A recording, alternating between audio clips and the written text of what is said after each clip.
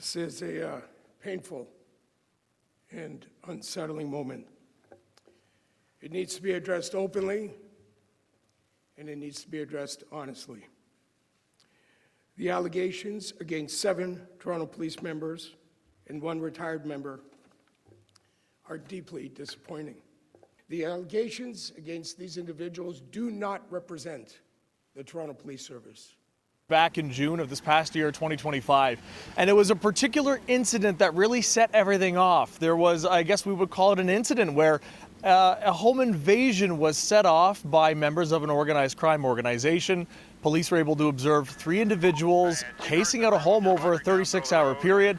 Those individuals were armed with a loaded gun. And at some point later in that period of time, they had an interaction with police. It was a violent interaction where one of their cruisers were rammed, and that set off an investigation that led police to realize that there were multiple officers working in collaboration with dozens of organized crime members, and they had essentially flipped and were funneling information as well as their efforts toward organized crime in the city. Everything from their activities relating to illegal gambling rings, car thefts, to drugs and trafficking, as well as extortion, to sourcing illegal, or rather illegally sourcing personal information and leaking it out to organized crime. Now, that information that was leaked out was used in a number of violent altercations, including shootings.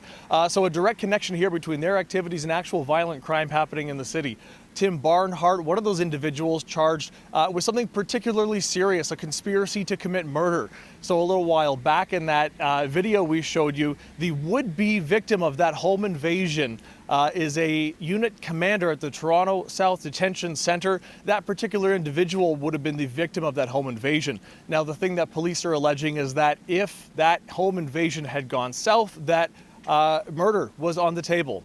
So the issue here is that now, with that charge facing Tim Barnhart, we've got this particular individual, the unit commander there at the Toronto South Detention Centre, who essentially wasn't participating with organized crime. That's an important detail here. This was somebody in detentions who was refusing to participate in organized crime, was doing their job well. Police were very clear that this was a victim and was not participating in any of those crimes, and they were targeted for that very reason. So that's what set it off, and that's what some of the charges are circling around here today.